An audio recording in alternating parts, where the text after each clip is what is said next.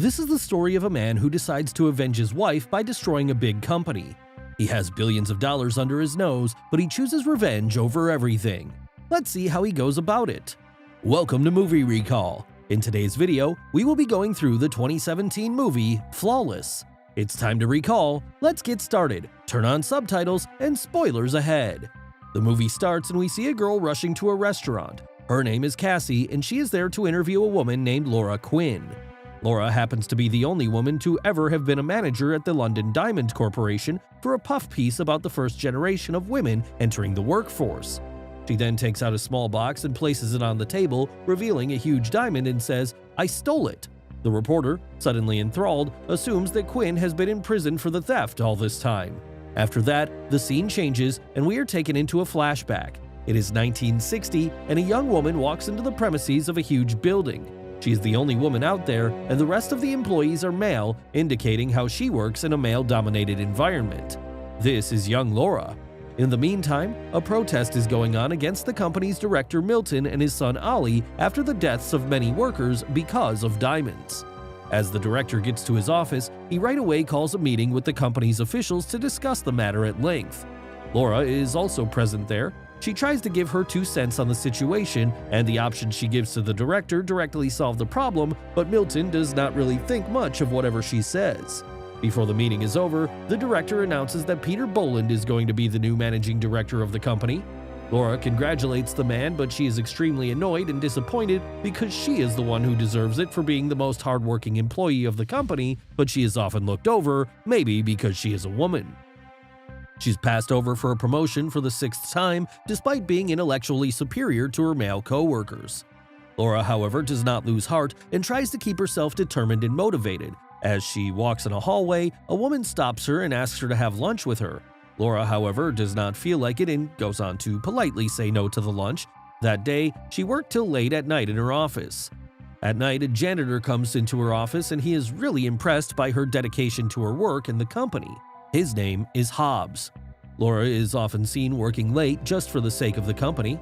The next morning, Laura goes to see Milton in his office and suggests that they secretly extend their contract with the Russians if they want to keep doing business with them. She says that they cannot afford to lose them because they pay a very good price for their diamonds. Milton and the other people think that it is a good idea. When she leaves the boss's office, she runs into a man named Harold Reynolds. He is someone who has always admired Laura and has offered her to work for his company as well. As they exchange pleasantries, he tells Laura to consider his offer as he hands her his personal card. When she goes to her office, she finds a movie ticket in an envelope. That evening, she goes to the cinema, and we learn that it was the janitor, Hobbs, who put the ticket at her desk. When Laura sees him, she freaks out, but right away he tells her that he is a happily married man. When they go into the hall, they sit together and Laura is extremely uncomfortable. As they sit together, the janitor tells her that he has been observing the woman for a long time now. He has seen how she has been screwed over again and again in the last 3 years by men who are less qualified and far less deserving, always ending up getting a promotion over her. Laura does not really like sitting and discussing her career with Hobbs and gets up to walk out of there, but she is shocked and scared when the janitor tells her that she is going to get fired after she gave that great proposal to the boss about the Russians. Laura, however, decides to not believe anything until she has seen it with her own eyes. The next day, she goes to the secretary's room, she searches the room, and ends up finding her termination letter. Laura now does not have any option except for considering Harold's offer. She finds his card and they have a meeting. Much to her dismay, she learns that he cannot offer her a position and there is a conflict of interest. On top of that, he reveals that he heard from Laura's current company that she is not a competent worker. That evening, as Laura lies down being worried about her job, she dreams about getting arrested for stealing diamonds. She goes to the Greyhound racing competition and runs into Hobbs yet again. The janitor goes on to tell her about his plan of stealing diamonds from the company as he wants to avenge his wife.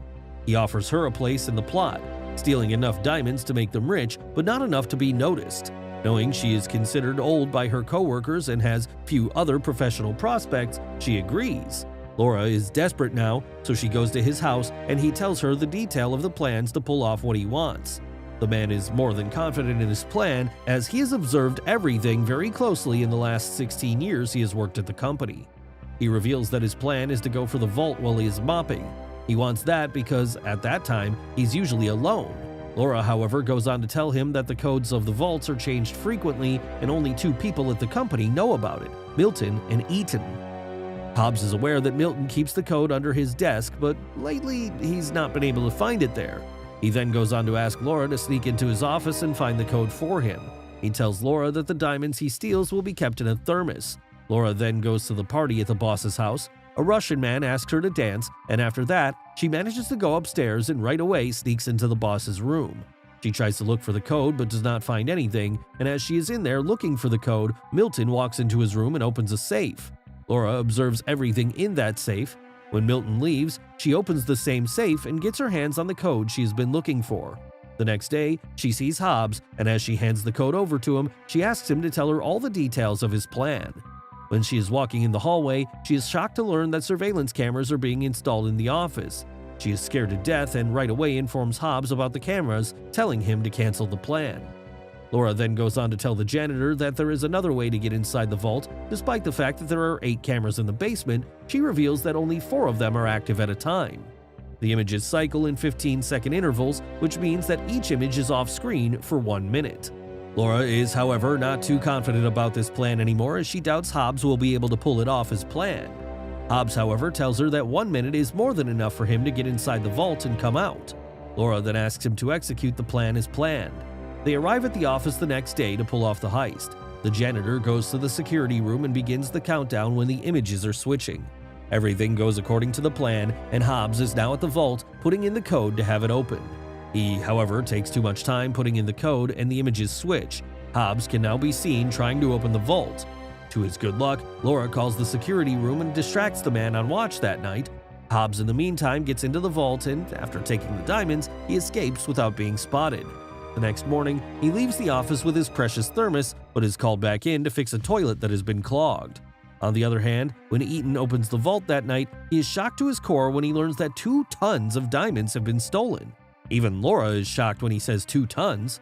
Hobbs, on the other hand, goes home and pours everything out of the thermos, but there is no diamond to be found in there. Milton is pissed off at his office and calls a meeting immediately. He tells everyone that they are going to handle everything in private and warns his people not to make any of this public. He hires a man named Finch to look into the matter and does not tell anyone about him looking into the matter. Laura, on the other hand, goes to Hobbs and confronts him as she goes on to say that their plan was only to steal the diamonds that could fit in the thermos. The point of the plan was that everything would just go unnoticed. He, however, tells her to relax and stay calm. He also advises her to do everything normally and stick to the routine she's been keeping at the office for a long time. Laura then goes to the office and makes her way to Milton's room, where all the senior employees are gathered. We see a man named Boyle, who is a lawyer and has been sent by an anonymous person. He presents a piece of diamond to them in order to prove that his client has the diamond. Milton looks at the diamond and understands that this man is not just messing around, as the diamond in front of him is one of the stolen diamonds. Laura goes to her office and Finch approaches her. He has been looking for the culprit, as this could not have been made possible without an insider's help. When he is about to leave the room after having a chat with her, he asks her about Hobbs, saying that he saw her meeting and chatting with Hobbs earlier.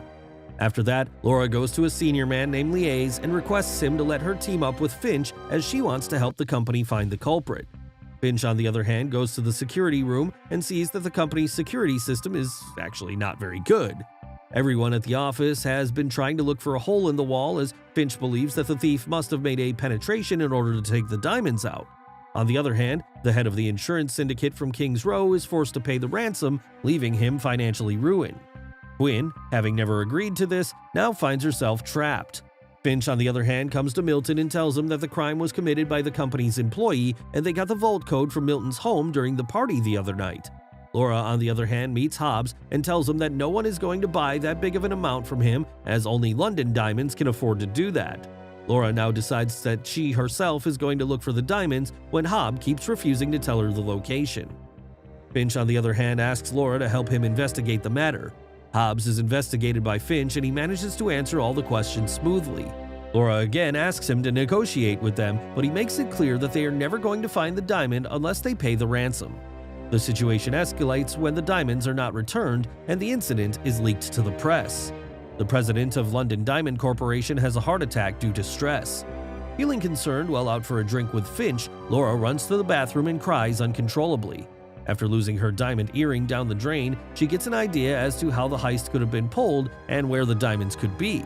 After Finch excuses himself, she goes down into the sewers under the company and finds Mr. Hobbs guarding a passage. He pulls a gun on her, but she finds a huge pile of diamonds at her feet.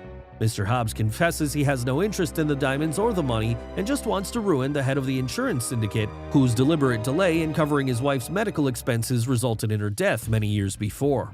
Once the deadline for the ransom is passed, resulting in the insurance head's suicide, Mr. Hobbs leaves. Laura finds the rest of the diamonds and calls Finch, claiming she followed a hunch. While there is questionable proof she was involved in the incident, Finch is unwilling to press charges against her. The company recovers the stolen property and implies to the press that the theft was just a rumor. The story returns to the present. Laura tells the reporter she resigned and shortly after received a letter from the bank in Switzerland. Mr. Hobbs apologized for involving her, needing a disgruntled employee for access to the diamond vault, and as compensation, gave her the ransom money. She tells the reporter how she spent the rest of her life donating all the unspent money to many different organizations and people in need. She has returned to London after a long absence, only to tell the story and leave this diamond she found in the sewer, calling it the last reminder of the woman she was. Thanks for watching. Please like, subscribe, and click the bell icon to get new movie recaps.